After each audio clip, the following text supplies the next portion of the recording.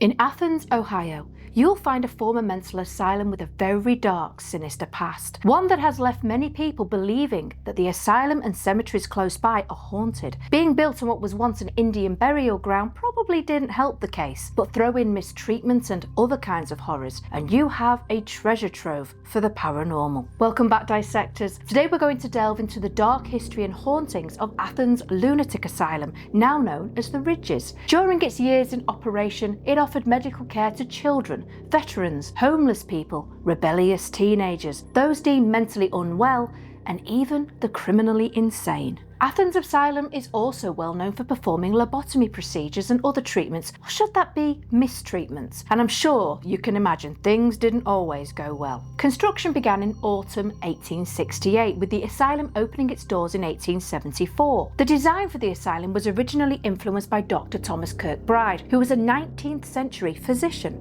He believed that what patients needed the most was rest, cleanliness, and routine. He also thought it best for patients to have no contact with their family while locked up. The asylum was a community too, with its own livestock and gardens, to name a few. Much of the work carried out was done by the patients and seen as a form of therapy. The first patient at Athens Lunatic Asylum was a 14-year-old girl suffering from epilepsy. The poor child was thought to be possessed by a demon by her parents, and so they figured the best treatment for that was to lock her away. Scary thing is, not much was known at the time about epilepsy, and in the first year, 31 men and 19 women were said to have been admitted here for the condition. Now, if you thought demon possession was a strange one, the other conditions that could find women inside Athens Lunatic Asylum were menopause, which was apparently the leading cause of their insanity, as well as ladies struggling with postpartum depression. But other ailments you could be admitted for were tuberculosis, alcohol addiction, asthma, and even masturbation. So overall, some very peculiar reasons to be institutionalised, and how many of us today would find ourselves locked up? At its peak, over 2,000 people were said to be residing here, which of course was not practical, and also not living up to the standards set out by Dr. Thomas Kirkbride. More and more staff were needed, and unfortunately, many of them were unskilled and certainly not fit to be treating people with mental health issues. So, imagine an untrained person performing medical procedures such as lobotomies or hydrotherapy, for example. Truly terrifying. For those of you that are unsure, a lobotomy is a procedure where you take a thick needle and insert it into the patient's brain via a soft point near the eye. This procedure caused many deaths, and for some who survived, their fate was even worse as they could be locked inside their own body. Another treatment was hydrotherapy. With this procedure, the patient would be subjected to extremely hot or cold baths. And then you had electroshock therapy, where the resident would be exposed to power surges of electricity, causing the body to convulse, and has been known to break bones. But don't worry if you didn't get better while locked up here, as they had 3 cemeteries where people could be forgotten after death, as there were no proper headstones, just a number to identify you by. In its time of operation, 959 men and 700 women are said to have died here. Now, by the 1980s, the cemeteries were in a terrible state due to neglect and vandalism. Now the National Alliance of Mental Illness is said to be actively gathering information about the buried patients to discover their identities. And this is something that is long overdue, as no one deserves to be forgotten in death, and it might explain the strange lights and shadow figures seen in this area, crouching behind headstones or running and hiding behind trees. One rumour about the cemeteries is that there is one area that may have been used by witches for gatherings, as some of the graves form a circle. By 1950, there was a large expansion to the property, with a further 2 hospitals and cottages being built to house even more patients, becoming the town's largest employer. Around this time also, though, the public was becoming more aware of mental health and how inhumane many of the procedures were.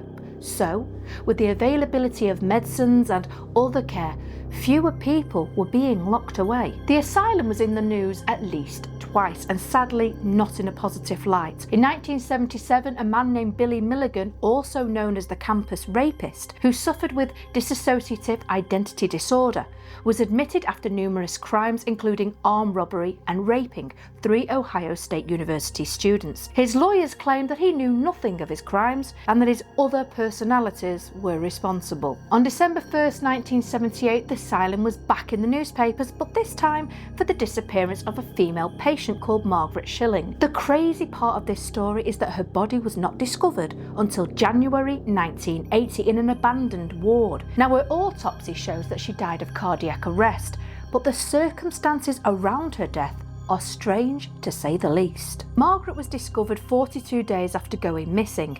She was naked, lying on her back with her arms crossed over her chest. Next to her body, her clothes were discovered neatly folded and placed on a chair. Now, does that sound normal to you? Due to lying undiscovered for so long, her body had started to break down on the concrete floor. Even to this day, you can still see the outline of her body on the ground, and no matter how many people have tried to clean away the stain, it refuses to disappear. The ghost of Margaret has been seen by many people over the years, standing and looking out of the window of the building where her body was discovered. By 1993, the asylum was no longer deemed necessary, and so the building was given to Ohio University to be repurposed. In time, the property was rebranded The Ridges, with most of the buildings having been renovated and turned into classrooms or offices. Well, all but one of the cottages, that is.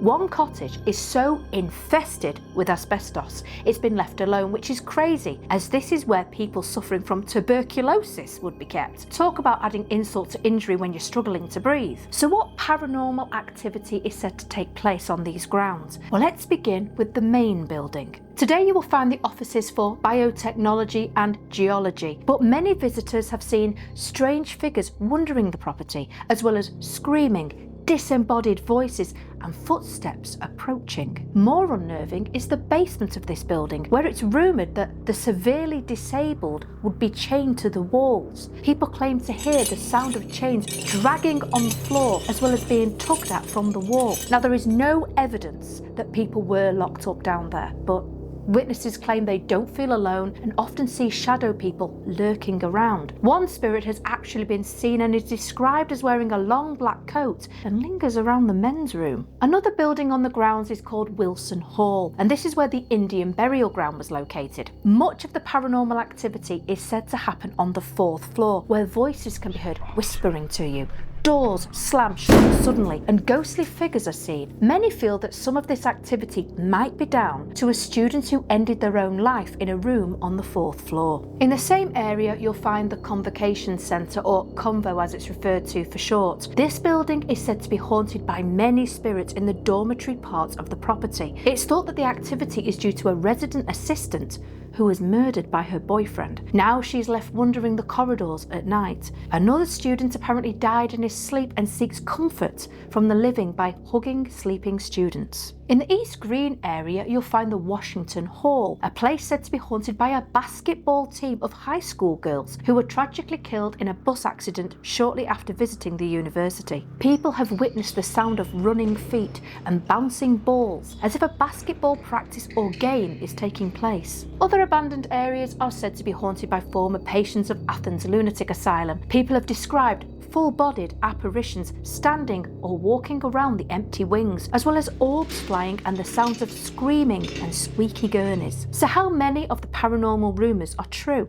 I'm sure some stories attached to the asylum have been embellished over the years, but it seems quite likely that ghosts do haunt here after suffering at the hands of staff members and monstrous medical practices. People say that those left behind can be heard sometimes banging on the windows and the walls of the old asylum, as if trying to get help from the living. Today, it is an operating campus, so you can't just hop on over and have a look around. The Ridges does offer, though, historical walking tours as well as other activities if you want to experience a part of the history of this fascinating dark building for yourself. I hope you found this haunted location as interesting as I did, and wow, talk about many hauntings. It almost seems like there is a ghost per student. Let me know your thoughts in the comments below. And as always, I hope this video finds you well, my friend, and until next time, stay safe out there.